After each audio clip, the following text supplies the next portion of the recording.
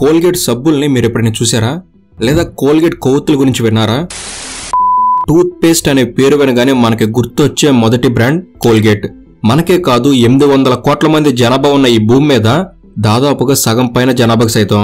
అందుకే కోల్గేట్ ప్రపంచంలోనే number 1 tooth paste కంపెనీగా 1 సంవత్సరం 2 సంవత్సరాలు కాదు, ఏకంగా గత 200 ఏళ్ల నుంచి ఓరల్ హైజీనిక్ మార్కెట్లో తిరుగులేని ఆధిపత్యాన్ని కనబరుస్తూ ఉంది. ఓరల్ హైజీనిక్ మార్కెట్ అనగా నోటి శుభ్రత మరియు నోటి రక్షణకు సంబంధించిన వస్తువులను అమ్మే రంగం. ఈ ఓరల్ హైజీనిక్ మార్కెట్లో తిరుగులేని కంపెనీగా కోల్గేట్ నెంబర్ 1 ప్లేస్ లో నిలిచింది. ఆశ్చర్యం ఏమిటంటే ఇంత గొప్ప కంపెనీ ఒకప్పుడు సబ్బులు మరియు కొవ్వొత్తులు తయారు చేసేదని మనలో చాలా మంది తెలియదు. Yes, it's true. అసలు ఒక సబ్బులు తయారు చేసే కంపెనీ ఎందుకని టూత్ పేస్ట్లు తయారు చేయడం మొదలుపెట్టింది? ఇందులో ఎలా సక్సెస్ అయ్యింది? అసలు ఈ కోల్గేట్ కంపెనీని ఎవరు మొదలుపెట్టారు? గత 200 ఏళ్లుగా కోల్గేట్ ప్రపంచంలోనే నెంబర్ 1 టూత్ పేస్ట్ కంపెనీగా సుస్థిరమైన స్థానాన్ని ఎలా కొనసాగించగలుగుతుంది? ప్రపంచంలోనే నెంబర్ 1 కంపెనీగా మారడానికి కోల్గేట్ వాడిన స్ట్రాటజీస్ ఏంటి? అసలు మనకు టూత్ పేస్ట్ అనగా కోల్గేట్ మొదటిగా ఎందుకు గుర్తొస్తుంది? ఈ టూత్ పేస్ట్లను కనిపెట్టడానికంటే ముందు పూర్వం రోజుల్లో మనుషులు పళ్ళను ఎలా తోముకునేవారు? ఇలాంటి చాలా ప్రశ్నలకు అన్ని సమాధానాలని ఈ ఒక్క వీడియోలో తెలుసుకుందాం. వీడియోలో ఇన్ఫర్మేషన్ అనేది చాలా బాగుంటుంది, అండ్ వరకు మిస్ కాకండి. అండ్ మీకు ఒక సరదా ప్రశ్న, మీరు వాడే టూత్ పేస్ట్ బ్రాండ్ ఏమిటి? కామెంట్ చేయండి. అండ్ ఇలాంటి మరిన్ని ఇన్ఫర్మేటివ్ వీడియోస్ని మీ కొరకు తెచ్చేందుకు మీ సపోర్ట్గా ఈ వీడియోకి జస్ట్ లైక్ చేయండి చాలు. సో లేట్ చేయకుండా let's get into the video.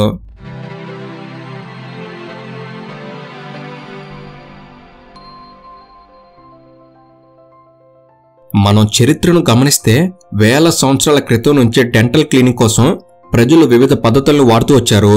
క్రీస్తు పూర్వం 5000వ సంవత్సరంలో ఈజిప్షియన్లు తమ దంతాలను శుభ్రపరచుకోవడం కోసం పేస్ట్ లాంటి ఒక పదార్థాన్ని వారు తయారు చేసుకుని వాడేవారు. ఈ పేస్ట్ ను తయారు చేయడానికి ఎద్దుగిట్టలు, బూడిద మరియు కాల్చిన గుడ్డు పెంకుల పొడి మొదలైన పదార్థాలను కలిపి వాడేవారు. ఇక పురాతన గ్రీకులు మరియు రోమన్లు కూడా టూత్ పేస్ట్ ను పోలి ఉన్న ఐటమ్స్ ని వాడారు. గ్రీకులు మరియు రోమన్లు అయితే వాళ్ళ టూత్ పేస్ట్ ని పిండి చేసిన ఎముకలు మరియు ఆల్చిప్పల పెంకులు లాంటి పదార్థాలను ఉపయోగించి తయారు చేసుకునేవారు. అలాగే రోమన్లు నోటి దుర్వాసనను తొలగించుకోవడానికి ముడిబొగ్గు మరియు చెట్ల బెరడుని పొడి చేసి తమ టూత్ పేస్ట్లను తయారు చేసుకునేవారు. ఇక భారతీయులు మరియు చైనీయులు కూడా క్రీస్తు పూర్వం 500 సంవత్సరాల నుంచి డెంటల్ క్లీనింగ్ కోసం తమకు అందుబాటులో ఉన్న వివిధ రకాల వస్తువులను వాడినట్టు మనకు తెలుస్తుంది. భారతదేశం మరియు చైనాలో ఆయుర్వేద పదార్థాలను వాడి దంతాలను శుభ్రం చేసుకునేవారు. వీటికి ఎగ్జాంపులే వేప పుల్లలు, బొగ్గు, ఇటుకరాయి పొడి, ఇలా రకరకాలు. అయితే ప్రస్తుతం మనం వాడుతున్న టూత్ పేస్ట్లకు పెద్ద అడుగు పడింది మాత్రం టూత్ బ్రష్ ని కనిపెట్టడం వల్లే. 1780వ సంవత్సరంలో ఇంగ్లాండ్కు చెందిన విలియం యాడిస్ అనే వ్యక్తి మొదటిసారిగా టూత్ బ్రష్ ని తయారు చేయడంతో మోడర్న్ డెంటల్ కేర్ లో అతిపెద్ద మార్పు మొదలైంది. ఇతను టూత్ బ్రష్ ని కనిపెట్టిన తర్వాత ప్రజల్లో టూత్ పౌడర్ వాడకం బాగా పెరిగింది. మొదట్లో ఈ టూత్ పౌడర్ ని ఉప్పు, ఇటుక రాయి పొడి, చాక్ పీస్ పౌడర్ వంటి పదార్థాలతో తయారు చేసేవారు. ఓరల్ హైజీనిక్ మరియు డెంటల్ కేర్ పై ప్రజల్లో పెరుగుతున్న డిమాండ్ గమనించిన తర్వాత కోల్గేట్ కంపెనీ మొట్టమొదటిసారి ఒక కొత్త ఆలోచనతో ముందుకొచ్చింది. అదే టూత్ పౌడర్ ని పేస్ట్ రూపంలో తయారు చేసి గ్లాస్ జార్స్ లో అమ్మడం. ఈ కోల్గేట్ పేస్ట్ గురించి పూర్తిగా మాట్లాడుకోవడానికి ముందుగా అసలు ఈ కంపెనీ ఎలా మొదలైందో సింపుల్ గా ఒకసారి చూద్దాం. కోల్గేట్ కంపెనీని మొదలుపెట్టింది విలియం కోల్గేట్ అనే వ్యక్తి. ఈయన జనవరి 25, 1783లో ఇంగ్లాండ్ దేశానికి చెందిన హాలింగ్బర్న్ అనే ప్రాంతంలో జన్మించాడు. వీరి తండ్రి పేరు రాబర్ట్. ఈయన ఒక రైతు. వీరి కుటుంబం ఆర్థిక సమస్యలో మునిగిపోవడంతో విలియంకి 6 ఏళ్లు ఉన్నప్పుడు అతని కుటుంబం షొరెహం అనే ప్రాంతానికి వచ్చారు. ఇక్కడ ఒక ఫామ్ దగ్గర వీళ్ళ కుటుంబం పనిచేసేవాళ్ళు. కానీ వారి యొక్క ఆర్థిక పరిస్థితుల్లో ఎటువంటి మార్పు కనబడలేదు. దాంతో విలియం తండ్రి రాబర్ట్ కి అమెరికన్ మరియు ఫ్రెంచ్ విప్లవ భావాలంటే చాలా ఇష్టం. ఆ విప్లవాల చేత ప్రభావించబడ్డ రాబర్ట్ తన కుటుంబాన్ని తీసుకుని 1798లో అమెరికాలోని మేరీల్యాండ్కి వలసొచ్చారు. అలా విలియం కుటుంబం ఇంగ్లాండ్ నుంచి అమెరికాకు వలసొచ్చింది. ఇదే సమయంలో విలియం తండ్రి రాల్ఫ్ మాహర్ అనే వ్యక్తితో కలిసి సోప్స్ అండ్ క్యాండిల్స్ చేసే ఒక కంపెనీని మొదలుపెట్టాడు. విలియం కూడా సోప్స్ తయారు చేయడంలో తన తండ్రికి సహాయం చేసేవాడు. కానీ 2 సంవత్సరాల తర్వాత రాబర్ట్ కి రాల్ఫ్ మొహర్ కి ఉన్న పార్ట్నర్షిప్ డిజాల్వ్ అయిపోయింది. దీంతో విలియం కుటుంబం తిరిగి మరలా మేరీల్యాండ్ నుంచి న్యూయార్క్ కి వలస వచ్చింది. ఇక్కడికి వచ్చాక విలియం సోప్స్ అండ్ క్యాండిల్స్ తయారు చేసే ఒక కర్మాగారంలో అప్రెంటిస్ గా చేరాడు. అక్కడ విలియం సోప్స్ అండ్ క్యాండిల్స్ ఎలా తయారు చేయాలని పూర్తిగా నేర్చుకున్నాడు. అంతేకాక ఎన్నో వ్యాపార నైపుణ్యాలు సంపాదించాడు. విలియం తన అప్రెంటిస్షిప్ పూర్తి చేసిన తర్వాత 1806లో తనే సొంతంగా సోప్స్ మరియు క్యాండిల్స్ ని తయారు చేసే ఒక చిన్న కంపెనీని మొదలుపెట్టాడు. ఆ కంపెనీకి కోల్గేట్ అనే పేరు పెట్టాడు. అదృష్టవశాత్తు కొద్ది కాలంలోనే కోల్గేట్ కంపెనీ మంచి రాబడులు సాధించడం మొదలుపెట్టింది. విపరీతంగా కోల్గేట్ కంపెనీ సబ్బులు, క్యాండిల్స్ ప్రజలకు బాగా నచ్చడంతో సేల్స్ బాగా పెరిగాయి. దాంతో వ్యాపారం బాగా అభివృద్ధి చెందడంతో కొన్ని సంవత్సరాల్లోనే విలియం న్యూయార్క్ నగరంలో అత్యంత సంపన్న వ్యక్తుల్లో ఒకటిగా మారాడు. అలా కోల్గేట్ కంపెనీని స్థాపించిన విలియం తన 74 ఏళ్ల వయసులో కోల్గేట్ కంపెనీని అభివృద్ధి చేశాక మరణించారు. ఇక విలియం మరణం తర్వాత అతని కొడుకు శామ్యూల్ కోల్గేట్ కంపెనీ యొక్క బాధ్యతలు చేపట్టారు. మనం వీడియో మొదట్లో చెప్పుకున్నట్లు టూత్ బ్రష్ కనిపెట్టాక టూత్ పౌడర్ వాడకం బాగా పెరిగింది. ఇలా టూత్ పౌడర్ కి విపరీతంగా పెరుగుతున్న డిమాండ్ ని గుర్తించి కోల్గేట్ కంపెనీ టూత్ పౌడర్ ని కాస్త టూత్ పేస్ట్ గా మార్చి కొత్త విధానంలో మార్కెట్లోకి అడుగుపెట్టింది. అలా కోల్గేట్ కంపెనీ టూత్ పౌడర్ ని పేస్ట్ రూపంలో తయారు చేసి గ్లాస్ జార్స్ లో అమ్మడం మొదలుపెట్టారు. అలా 1873లో మొదటిసారి Colgate company aromatic toothpaste అని గ్లాస్ జార్ లో టూత్ పేస్ట్ ని పెట్టి అమ్మటం మొదలుపెట్టింది. కోల్గేట్ తయారు చేసిన ఈ టూత్ పేస్ట్ ప్రజలకు బాగా నచ్చింది. అయితే ఈ టూత్ పేస్ట్ ని జార్స్ లో ప్యాక్ చేసి అమ్మటం వల్ల వీటిని చాలా జాగ్రత్తగా వాడాల్సి వచ్చేది. కొంచెం అజాగ్రత్తగా ఉన్న ఈ జార్స్ ఊరికే పగిలిపోయేవి, పేస్ట్ అంతా పోయేది. దాంతో ఈ సమస్యకు పరిష్కారంగా కోల్గేట్ కంపెనీ 1896లో రిబ్బన్ డెంటల్ క్రీమ్ అనే పేరుతో మొట్టమొదటిసారిగా టూత్ పేస్ట్ ని ప్లాస్టిక్ ట్యూబ్స్ లో అమ్మడం మొదలుపెట్టింది. ఇది ప్రజల్లో మంచి ఆదరణ పొందింది. ఎక్కువ మొత్తంలో ప్రజలు కోల్గేట్ తయారు చేసిన ఈ రిబ్బన్ డెంటల్ క్రీమ్ ని వాడడం మొదలుపెట్టారు.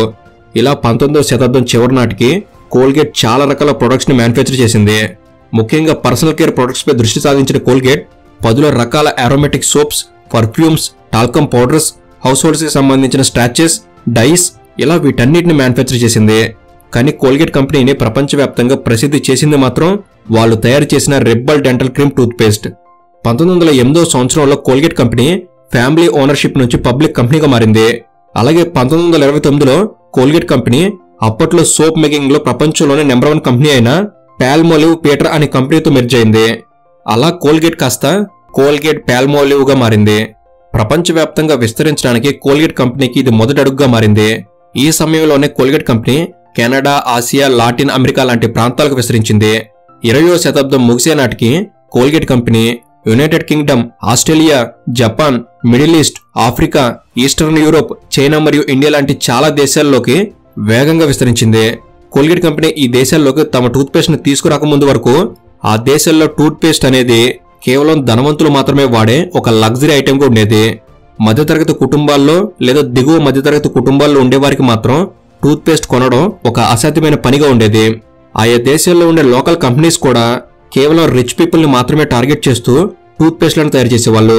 పేద మధ్యతరగతి కుటుంబాలకు చెందిన ప్రజలు కూడా టూత్ పేస్ట్ ని లగ్జరీ ఐటెం గా భావించి డెంటల్ క్లినిక్ కి టూత్ పేస్ట్లకు బదులు బొగ్గు, ఉప్పు, బేకింగ్ సోడా, బూడిదనే వేప పొలాలను వాడేవాళ్ళు. ఈ విషయం తెలుసుకున్న కోల్గేట్ కంపెనీ ప్రజలకు డెంటల్ కేర్ కోసం టూత్ పేస్ట్ వాడడం ఎంత ముఖ్యమో వివరించేందుకు వందల సంఖ్యలో ఓరల్ హైజీనిక్ పై అవగాహన కార్యక్రమాలు నిర్వహించారు. అంతేకాక కోల్గేట్ కంపెనీ పేద మధ్యతరగతి కుటుంబాలకు చెందిన ప్రజలు కూడా టూత్ పేస్ట్ ను వాడే విధంగా అతి తక్కువ ధరలలో టూత్ పేస్ట్లను మార్కెట్లోకి తీసుకొచ్చింది. దీంతో అప్పటి నుంచి టూత్ పేస్ట్ అనేది ప్రతి ఒక్కరి జీవితంలో ఒక నిత్యావసర వస్తువుగా మారింది. ఇంకా సరిగ్గా చెప్పాలంటే అప్పటి నుంచి కోల్గేట్ టూత్ పేస్ట్ అనేది ప్రతి ఒక్కరి ఇంట్లో ఒక నిత్యావసర వస్తువుగా మారిపోయింది. కేవలం ఒక ప్రైజింగే కాదు, కోల్గేట్ కంపెనీ నెంబర్ 1 కంపెనీగా మారడానికి చాలా స్ట్రాటజీస్ వాడింది. మార్కెట్లో ఆల్రెడీ ఉన్న కాంపిటీషన్ ని చాలా తెలివిగా ఎదుర్కొని ఎప్పటికప్పుడు ప్రొడక్ట్స్ ని ఇంప్రూవ్ చేసుకుంటూ కేవలం భారతదేశంలోనే కాదు మొత్తం ప్రపంచంలోనే నెంబర్ 1 టూత్ పేస్ట్ బ్రాండ్ గా మారింది. నెంబర్ 1 టూత్ పేస్ట్ బ్రాండ్ గా మారడమే కాదు 200 సంవత్సరాల నుంచి ఇండియన్ డెంటల్ హైజీనిక్ మార్కెట్లో తిరుగులేని బ్రాండ్ గా నిలవడానికి కోల్గేట్ కంపెనీ ఎన్నో స్ట్రాటజీస్ ను వాడారు. ఇప్పుడు వాటి గురించే మనం కూడా తెలుసుకునే ప్రయత్నం చేద్దాం. Number 1 advertisements. ప్రస్తుతం కోల్గేట్ ఇండియాలో అలాగే ప్రపంచం మొత్తంలో నెంబర్ 1 కంపెనీగా ఎదగడానికి గల ముఖ్య కారణం అడ్వర్టైజ్మెంట్స్. 21st సెంచరీ మొదలయ్యే నాటికి ప్రతి ఇంట్లో ఒక టీవీ ఉండటం సర్వసాధారణమైన విషయంగా మారింది. ఈ విషయాన్ని కోల్గేట్ కంపెనీ తనకు అనుకూలంగా మార్చుకుంది. ఎప్పటికప్పుడు కొత్త కొత్త క్రియేటివ్ అడ్వర్టైజ్మెంట్స్ తో కోల్గేట్ కంపెనీ ముందుకొచ్చేది. రకరకాల ట్యాగ్ లైన్స్ తో ప్రజలను ఆకర్షించడం మొదలుపెట్టింది. కోల్గేట్ కంపెనీ అప్పటి famous movie actors, sports stars అలాగే చాలా మంది ప్రముఖులతో టీవీ అడ్వర్టైజ్మెంట్స్ చేయడం వల్ల ప్రజల్లో కంపెనీపై నమ్మకం ఏర్పడటం మొదలైంది. అంతేకాక వివిధ ప్రాంతాల్లో వారి స్థానిక సంస్కృతి అలవాట్లకు అనుగుణంగా ప్రకటనలు రూపొందించేది. దీంతో కోల్గేట్ అంటే ప్రజలకి వారి స్థానిక బ్రాండ్ లాగా అనిపించేది. మిగతా బ్రాండ్స్ కన్నా భిన్నంగా కొత్తగా అడ్వర్టైజ్మెంట్స్ చేయడం వల్ల కోల్గేట్ కంపెనీ ప్రజలకు మరింత చేరువైంది. ఇక నెంబర్ 2 డైవర్సిఫికేషన్.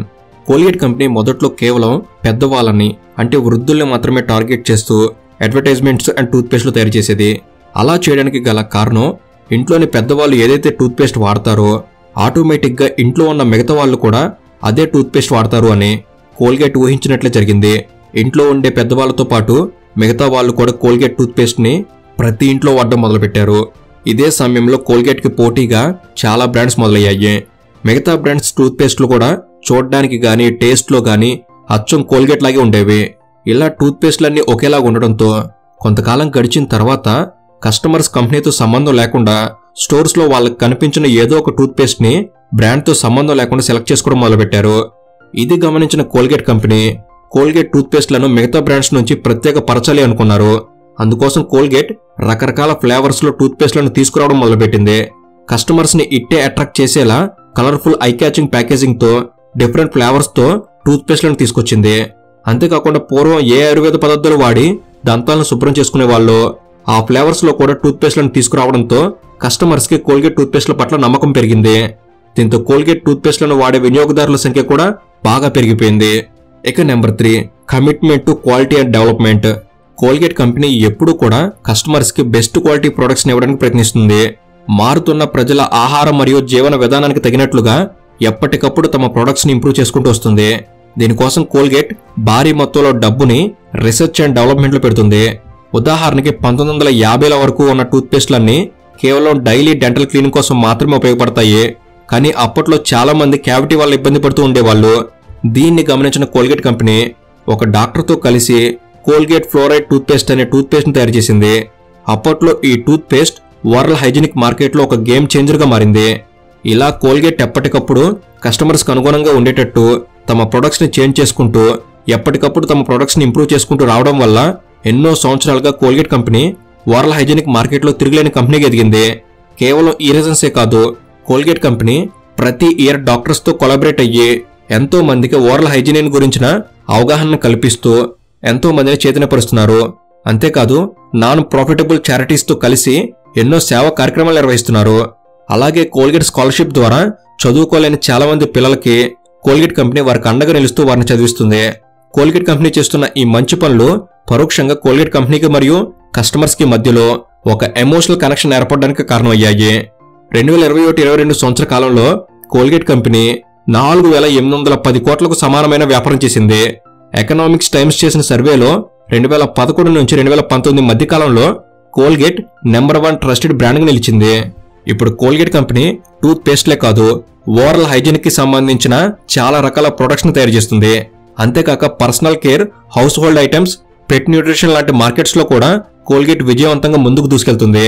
సబ్బులు, కొవ్వొత్తులు తయారు చేసే చిన్న వ్యాపారంగా ప్రారంభమైన కోల్గేట్ ఇప్పుడు 200 దేశాల కంటే ఎక్కువ చోట్ల విస్తరించి ఉన్న ఒక పెద్ద మల్టీనేషనల్ కంపెనీగా మారింది.